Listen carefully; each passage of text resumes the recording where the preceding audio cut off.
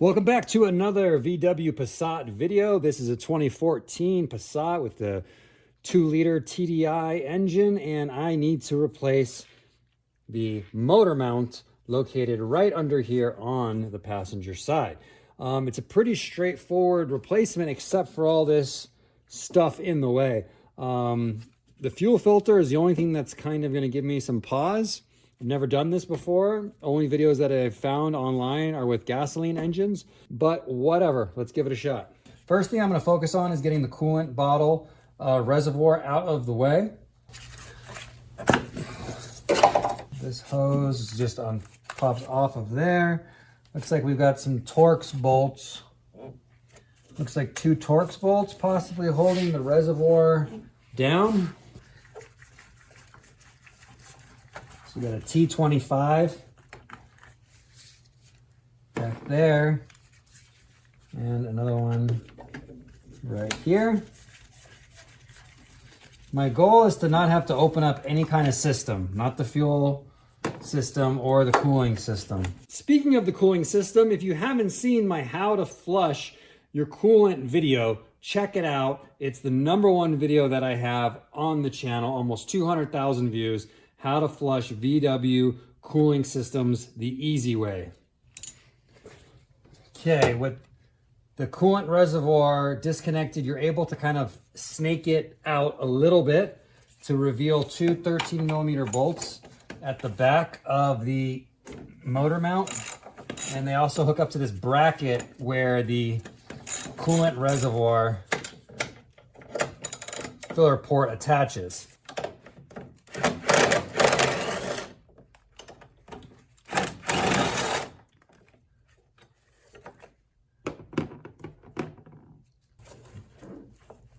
Go. Twist it back and forth and off it comes. Just a press fit into the bottom of the tank. All right, there's this big jumble of hoses right here inside of this plastic clip. So you can like unclip those from the plastic clip. But to release this plastic clip, there's an opening in the on the back of it. You push with a pick, and there's one more hose attached to it down beneath. So you can feed that off, and then that's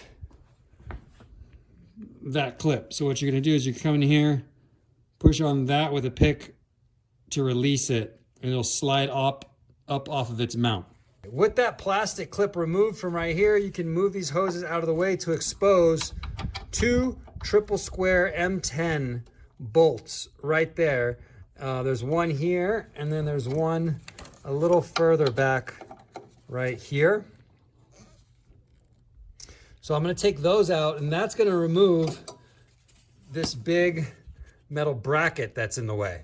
And if you don't have a triple square set, I totally get it. Why would you? But Volkswagen and a lot of German cars use these kinds of fasteners every now and then. They're different than Torx, slightly different teeth. I'll put a link in the description to this basic triple square kit that I got. So that allows this bracket to come out. We're just making room. All right, we're gonna remove M10 bolts holding on the fuel filter. There's one right here. There's one down here.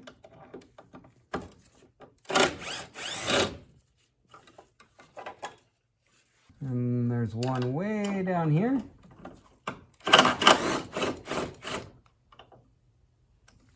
Looks like the one in there is actually a nut, a telescoping magnet. Makes easy work of retrieving it.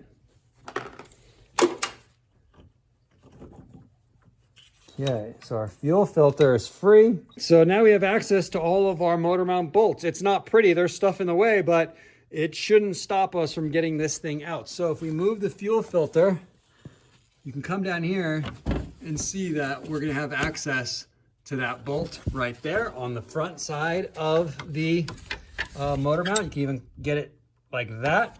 Then if we move the reservoir out of the way, there's the bolt on the back side. And then if we come up here, we've got this one and that one going to the engine. So that's it, 4 bolts, 2 to the body, 2 to the engine. Let's do it.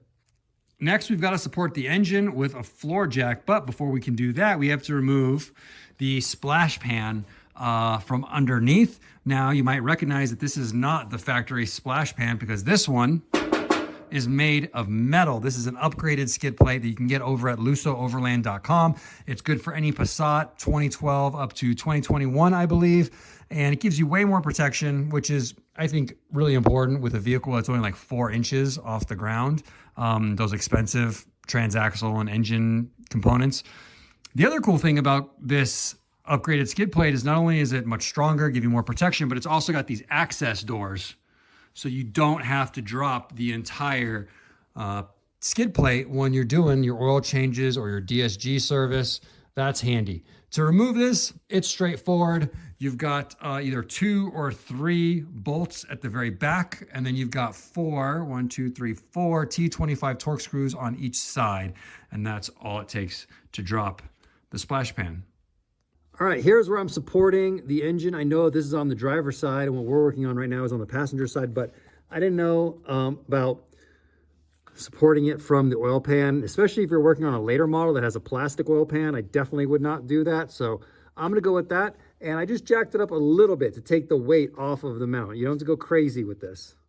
I'm gonna start with this one in the front. If yours doesn't look like this, like you can't see a hexagonal nut to remove, it's because yours probably has like a cap over it. So just pull that cap off. You might have to use some vice grips, and then you should be able to, that'll reveal the nut that you can remove. And it is, in my case, a 16.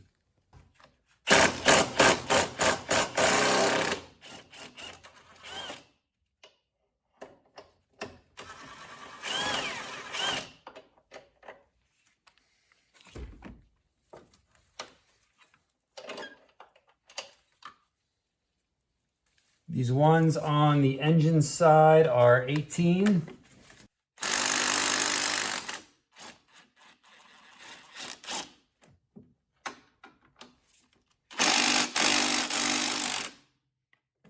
Engine's starting to dip, so I know I got to jack it up a little more.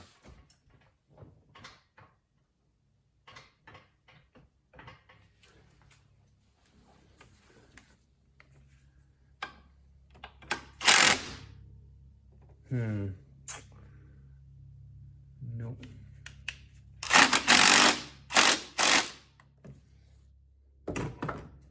Okay, as I started removing that engine bolt, this side of the engine really wants to drop down.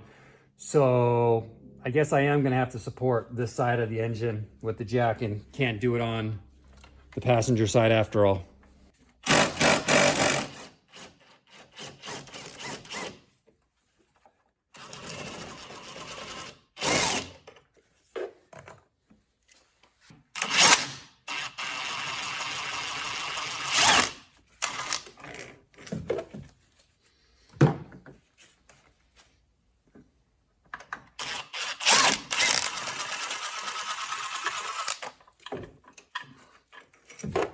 So that's that. Now, need to snake this thing out of here. Pretty easy. Oh yeah. You can see how freely that moves. And it's like pulled away from this side of the case. It's like leaning in. You can see it's like leaning down that way. Okay, here's the replacement one. As you can see, they ground off VW, so I think this is an OE part that they're selling into the aftermarket.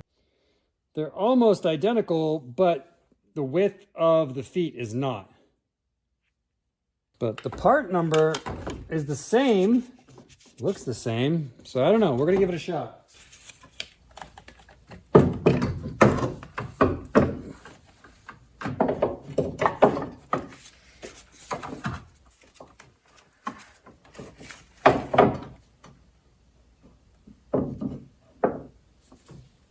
All right, we need to use new bolts because these are torque to yield. I'll put part numbers and all that good stuff in the video description.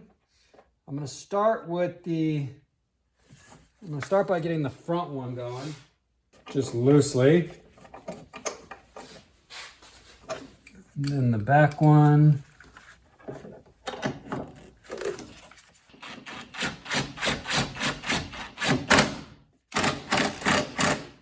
Okay, so I got the ones on the body side a little tight, not super tight. And those ones can only go in one spot. There's no adjustability on the body side. All of the adjustability, the oval holes, are on the engine side. And I'm gonna see if I can explain this. Let me get you guys in here. Here is the new motor mount. And we're gonna be bolting it down to there, this like cradle on the engine. And you can see our old marks where we were before. That's gonna possibly help us. But the point is, you need to have, see this gap right here between mount and I'm gonna call this engine, mount and engine basically. That needs to be at least 10 millimeters and it needs to be even on the back as well as to the front. So that way we're making sure that we are square. And again, at least 10 millimeters. Right now, I don't have anything close to that. I probably have like 2 or 3 millimeters. So I need to pick this engine up because you can see we've got this big gap under here. So I got to pick this engine up. You don't really want to do it with the bolt. So I'm going to jack it up a little bit and then also use like a pry tool to pry it away so that that gap opens up to be at least 10 millimeters.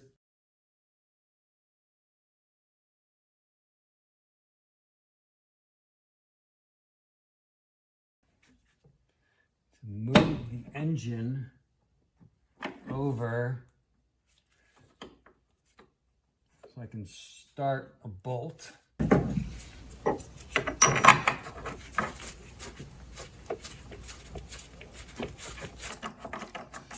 Just gonna get that started.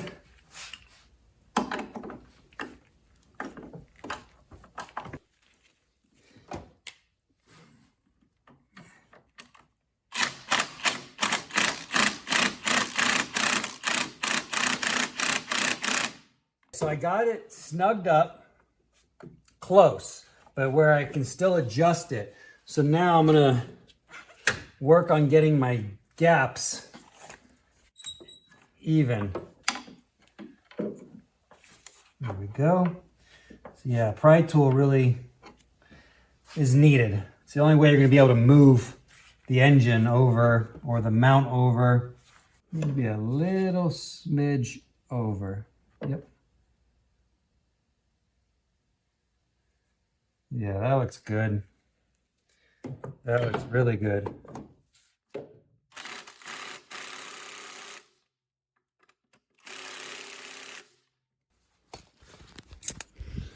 All right, let me show you what we got here. So like I said, the ones on the body side, those do not have oval holes. They have to go in a certain spot. You're not gonna mess up the two on the body side. The ones on the engine side do have oval holes. And so you might want to mark over here like I did with that yellow paint pen before you take your original ones off. But as you can see, here's how we're looking. You can see we're even all the way across this side and it's right up. There's nothing hanging over is how mine worked out. But the important thing is that right here, we have at least a 10 millimeter gap from here to there. Okay, time for our torque specs. 40 Newton meters on the smaller body side bolts, plus 90 degrees. So I'm gonna take them to 40, and then we gotta do an additional 90 degrees. If it makes it easier, you can put a little mark on the bolt.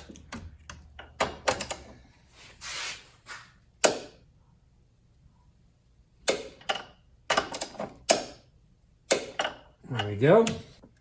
All right, and then on the engine side, we're going to 60 Newton meters plus 90. So there's 60, there's 60,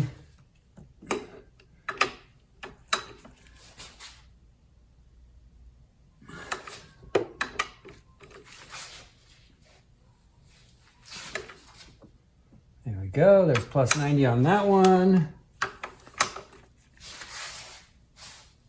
A little bit more right there. And we are done with install. So I'm putting the hose bracket back with the 2 triple square bolts, and then moving on to the fuel filter, 3 M10s, and then that washer fluid tank neck just presses down onto the bottom half. And it seats all the way down. You'll know it when you get it. Last but not least, these 2 bolts are also supposed to be brand new, torque to yield, and we're going to 20 Newton meters on the ones that go, these small ones that go to the motor mount, to the washer fluid neck bracket. So you're going to torque that down, and then you can reconnect the hoses to that plastic hose clip, and then you can attach the coolant reservoir back with the 2 torque screws. Don't forget the wire harness that goes to the coolant reservoir as well. And then you just throw your splash pan back on, and congratulations, this job is done.